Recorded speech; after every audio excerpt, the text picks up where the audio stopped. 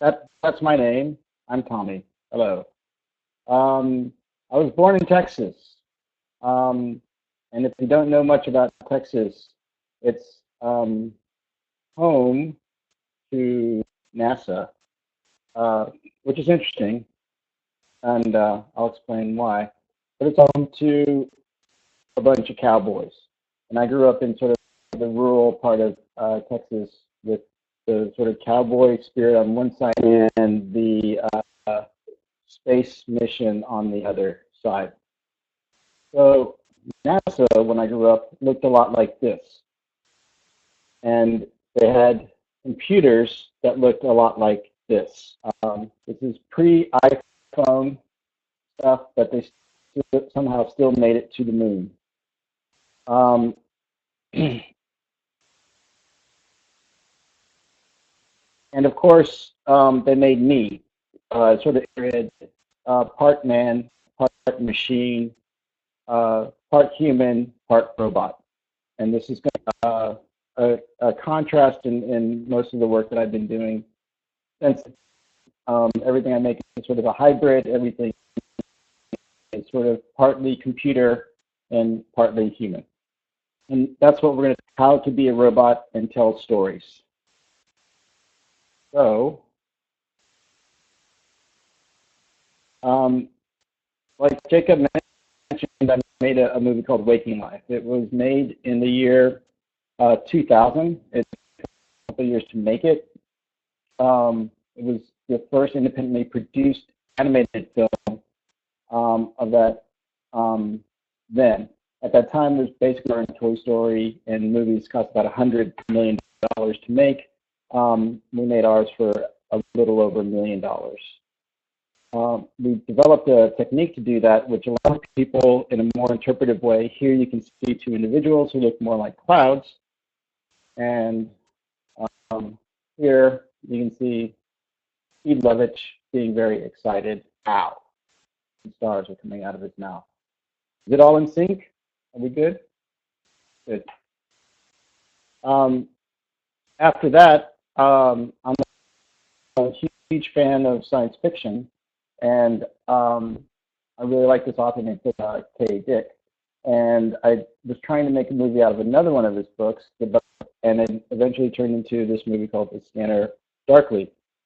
We used a sneak, and it starred this handsome fella. Um, can people recognize who that is? Give me the thumbs up if you know who that is. Everybody knows him. It is Keanu Reeves, also known as Neo, the coolest guy in the world. He stops bullets with his hand. But not in my movie, but just in the really big movie that everybody saw. It also starred this fella, who nobody wanted to hire at the time, because he had I think he woke up in a bed with a gun, dressed in a tutu or something like that. Now he's Robert Downey Jr., Iron Man. So basically, I made a cartoon about undercover drug dealers who start to dystopic vision of the future. After that, I kind of took it to filmmaking, and I got the opportunity to create a pretty ambitious project called Collapses. Collapses was initially a documentary by a Dutch broadcaster that was really about peak oil and what's going to happen during the energy transition in the near future. It was a pretty boring subject, pretty dark. Nobody really wants to hear about how awful the world is going to be. And the documentary audiences for television is getting smaller and smaller, and the people who watch it are getting older and older. What I wanted to do is sort of reach out to the younger generation, and they took a gamble and sort of let me go crazy. So it's part documentary, is traditionally filmed, and from that documentary we were able to take sort of certain facts that they want in the world. So we created a world of bloggers that were sort of news report media. So it was basically young people who were being very active, using the alternative media to get the word out about what was happening.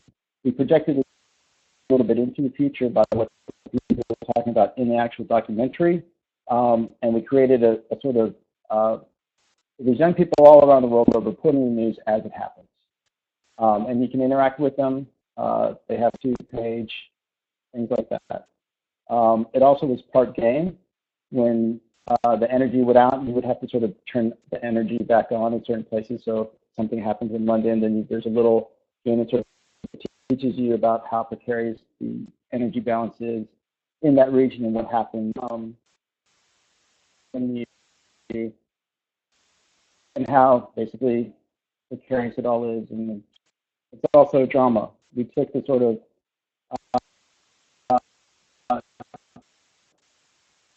characters and shot it using sort of consumer equipment and with real people in real places. I also used the rotoscope I've been using in the other work, like Scanner Darkly, in it as well, and did the animation with the live action, and tried the way to basically update the sort of visual syntax of sort of consuming media and telling stories today. I'm an adult with ADD, which is bad if you're young, but it's okay if you're old. I like to basically consume media on multiple platforms at the same time. So I don't really like watch just TV or sit on my computer. I'm usually doing a lot of things at once. So Collapses was a great experience to sort of bring a multiple platform experience onto a single platform and really utilize the web.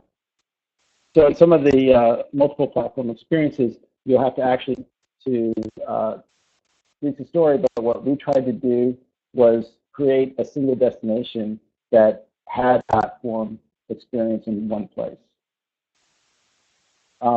And with that, we were able to sort of take the linear of telling a story and play with the idea of annotated storytelling, which is that you have sort of a base storyline, but then that allows people to go further rabbit hole if they want to. So think of it as you will, as if you're just sort of going on the internet and in a different subject than you ever even thought of, and you wondered, like, how did I get here? Instead of thinking that's a bad thing, we're trying to embrace that with telling a story. And the 3-panel system that was sort of devised in order that allowed you to experience the story. So if the center panel is going to go to the right, you can sort of experience that, or to the left, you get more additional information. It did. It won a lot of awards recently, and it just sort of showed me that people are willing to embrace experimental type storytelling with it. So I encourage you to please check it out. It's at collapses.com. And after that, the sort of real idea thinking is that I sort of emerging forms of storytelling as opposed to the restrictive forms of movies. Movies are going to be made way. They already sort of have their audience, and people aren't as prone to experiment with them. So now what I'm doing with Project Idea will have sort of the traditional media aspect to it, but there's always going to be an interactive aspect to it as well. So now I'm making this film in Somalia about pirates and what it means to survive in a failed state. It's also going to be using live action and animation to tell the story of these people. And a film, but then there's also a very strong interactive component that's really from the very beginning, it's conceived in that way. So that is how I tell stories.